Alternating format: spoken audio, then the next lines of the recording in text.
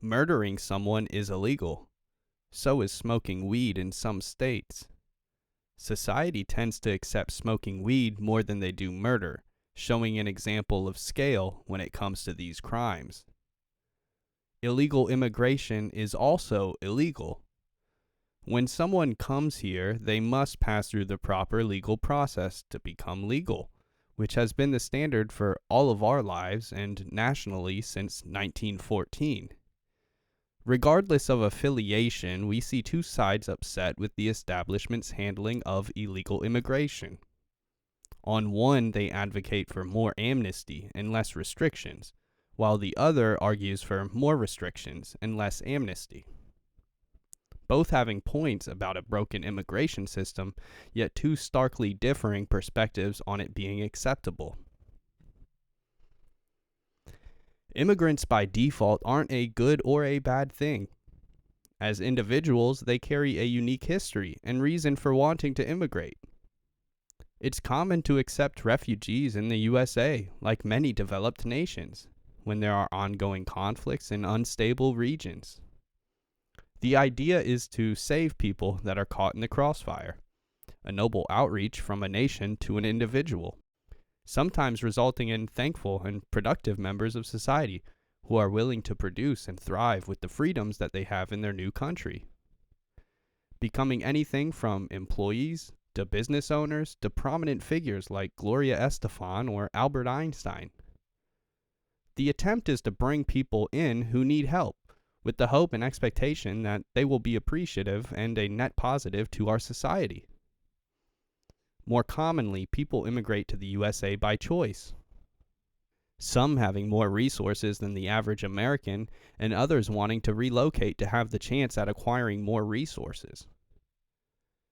Historically, the decisions of admittance have been made on reunifying families and education or labor, things that are important to both the country and the individual. In one sense, it may seem wrong to turn someone away because they don't fit a standard, as surely there are people outside of the box who would go against the odds and achieve unexpected success. However, accepting people who aren't a good fit usually ends up hurting both parties. We see this in business when a company overhires for a position. The outcomes depend on the management, yet the overhiring hints at mismanagement. And if there are too many cashiers and not enough hours, someone's hours will be cut. As a business, they spend thousands of dollars to onboard an employee that they didn't end up needing. And as an employee, they ended up going through a roller coaster of getting a job and losing a job to no real fault of their own. On a bigger scale, a country will surely make bad decisions, but it's important to have standards while looking at individual cases. One of the problems that comes with illegal immigration is that there's no real filter, other than being able to get here and blend in. Once you do, it's important to live under the radar for obvious reasons. For legal residents and citizens, illegal immigration affects everything from wages to taxes, social programs, and crime. Before illegal immigration was a thing in America, there was no real social welfare programs. Simply put, anyone could come here and they had to survive based on what they brought, could earn, or from those that would support them. A harsh existence that created an environment of self-sustainability where individuals would come to America for jobs. In today's time, this is obviously no longer the case, with the government assisting over 100 million people, or just under a third of the population. Being said, illegal immigration puts constraints on these systems in more than one way. Similar to diluting a beverage, American citizens and residents who receive this assistance have it spread more thin over time, as illegal immigrants are also able to receive these benefits without paying any more than a sales tax. While this depends on a state-to-state basis, California and Illinois are two glaring examples offering state-funded healthcare to adults at a taxpayer's expense.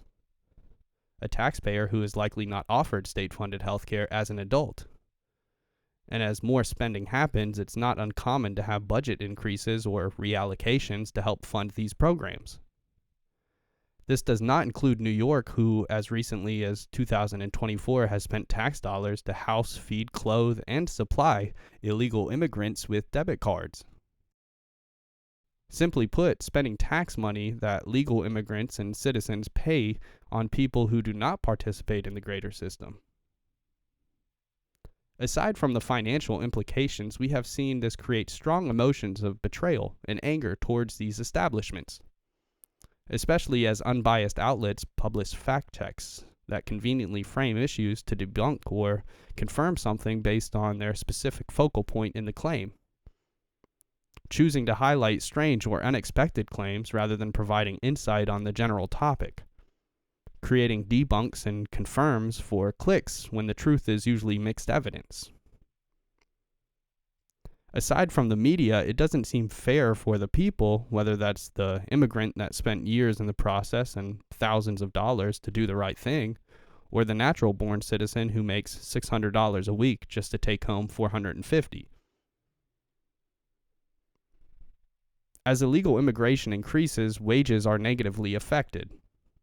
Seeing as it's the government's responsibility to prevent and deport illegal immigrants, and we've seen these numbers sharply increase over the past few years, it's hard to believe that they would hold businesses accountable for hiring these illegal immigrants. Something that truly should fold a business, as they are actively assisting in a crime, providing resources to that criminal and at everybody else's expense but themselves. When illegal immigrants are hired into the workforce, businesses do not have to follow any of the legal responsibilities that they do with a citizen. Without the government enforcing consistent penalties for these actions, it becomes a low-risk and high-reward scenario, as the business is able to determine the standards, regulations, and expectations that it deems fit, unaccountable for any abuse or wrongdoing. After all, it would be awfully strange to see an illegal immigrant as a plaintiff in the court of law. But these factors only seem to be a negative effect on the illegal immigrants. The damage to the citizens and legal residents is under the surface. If a business is able to create its own rules without accountability, they do not have to pay to onboard an employee, pay taxes on them, pay them for overtime, or even minimum wage. As legal citizens, we have restrictions on these things that are supposed to ensure we are treated fairly as workers, but do the opposite when businesses hire illegal immigrants. An illegal immigrant could be hired for $12 an hour in California, while legal citizens are capped at a $15 an hour minimum. An illegal immigrant can be worked for 60 hours a week without any overtime pay or even guarantee of pay. An illegal immigrant does not have to worry about safety regulations. All of these things working against a legal citizen when applying for a position that might hire an illegal alien. How can one compete for a position when the things meant to protect them make them uncompetitive? If this occurs in an industry like construction, for an example, the general wage for that position is going to lower over time, as more and more undocumented people will take lower wages, be unreported, and decrease the likelihood and stability of wage increases for their legal competition. In boxing, the most dangerous punch is the one you didn't see. In society, it's the same thing, whether it's an unexpected terrorist attack, a cheating spouse, or food poisoning from that dingy restaurant. Undocumented people do not possess innately evil or bad characteristics or personalities, yet when there is no track record, there is no accountability. This creates a situation where someone exists in a society without society knowing, without having a record of where they live, who they work for, who their family is, and without having any legitimate forms of identification in the system, meaning fingerprints, photo IDs, birth certificates, social security numbers, etc. Most people try to secure employment and live a regular life, yet this is the perfect scenario for any budding criminal. Secondly, our country has not only done a poor job at the border, but is actively facilitating illegal immigration. With programs like CBP-1, the idea is supposedly to help identify and document undocumented people attempting to cross the border. One of the problems with this is that immigrants are released into the country without going through the entire immigration process, to work and live as illegal immigrants pending a court date.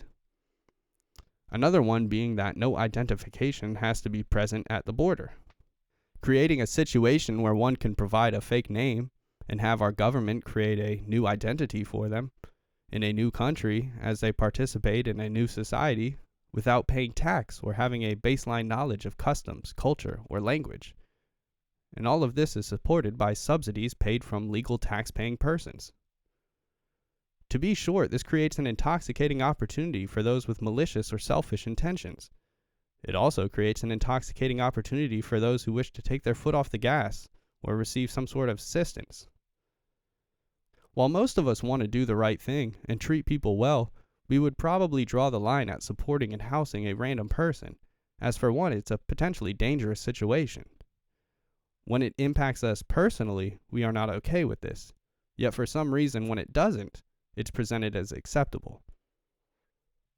The idea of doing right has bastardized any semblance of order in this situation, with some people aiming to do the right thing, but with one specific group of people in mind, not knowing or considering that it has negative impacts on others who are actively part of the system, creating more competition for those who are struggling, making it increasingly difficult for the most at-risk population of citizens or residents, creating the most hardship on those who already rely on government assistance, providing more reasons on why to give up or be mad at the system.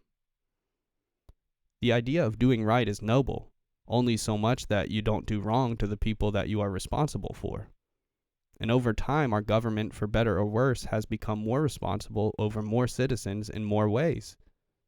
Some places have become increasingly more dangerous in a short amount of time, specifically due to illegal immigration.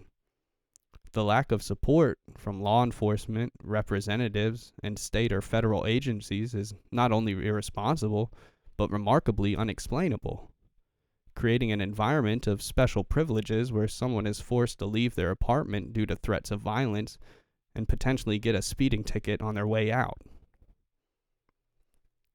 Societies that refuse to establish order break down. Chaos ensues, and then order is strongly desired. We must ask ourselves, why is this order not being established? It was before, but it isn't now. How can we surveil terrorist groups in foreign countries and kill them with drone strikes, but not enforce the law on people with government tracking in their CBP cell phones while they're on video committing heinous violent crimes? How can we release people who have committed egregious crimes while they are here illegally, while holding legal persons more accountable for less? I don't know the answer, and I don't believe most of us do. All we have is our opinions and the evidence we gather along the way to support it. At best, we've witnessed some of the most damning negligence in our lifetime, the type of negligence that has a profound effect and takes hard work and time to fix. At worst, we've been taken advantage of by people who want something from us and are in positions of power, people that are responsible for creating policies and solving problems of our country, but have been able to do the opposite and misguide us along the way.